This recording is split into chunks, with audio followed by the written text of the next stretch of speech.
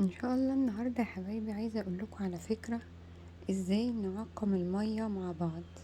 يعني لو احنا عايشين في مكان الميه فيه مش صالحه للشرب، واحنا محتاجين نشرب ميه، فازاي نعقم الميه دي؟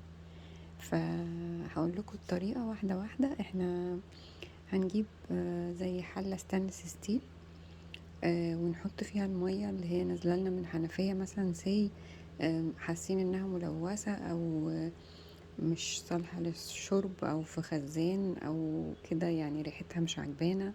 يعني المهم يعني انها مية غير صالحة للشرب، هنجيبها ونحطها في حلة ستانلس ستيل على النار، نغليها لمدة ربع ساعة.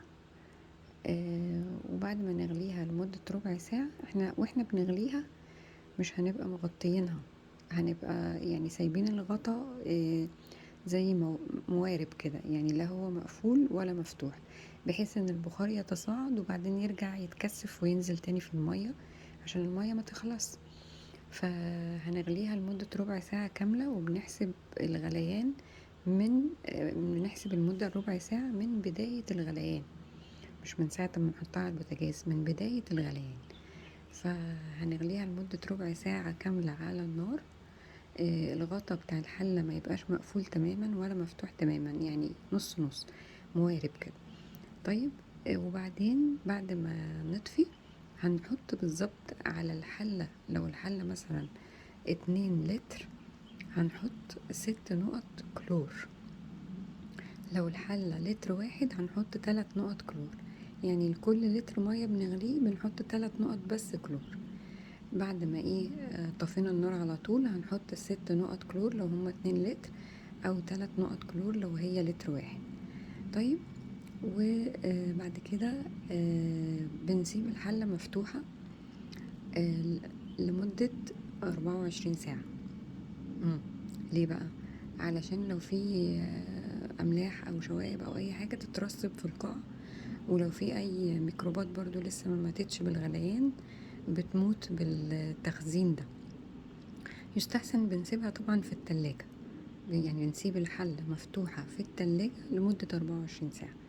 طيب، بعد ال24 ساعة دي بنصبها بقى في ازاز بلاستيك زي ما انتم شايفين. دي ازازة كانت فاضية عندي، فبنصبها في ازازة بلاستيك وبنسيبها في الشمس كده حوالي 3 4 ساعات.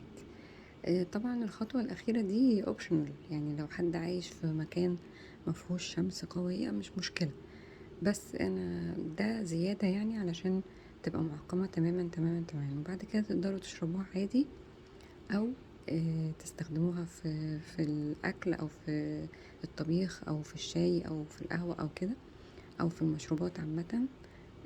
ودي طبعا طريقة ان احنا نعقم بيها المية لو احنا مضطرين وما عندناش فلتر في المكان وشاكين ان المية ملوثة او حاجة. هعيد لكم طريقة تانية.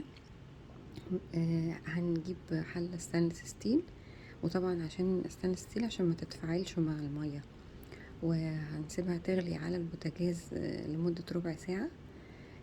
ممكن ساعات انا بزود حاجة لو كده، يعني لو في ريحة مش كويسة كمان في المية او حاجة، ممكن نحط عود قرنفل او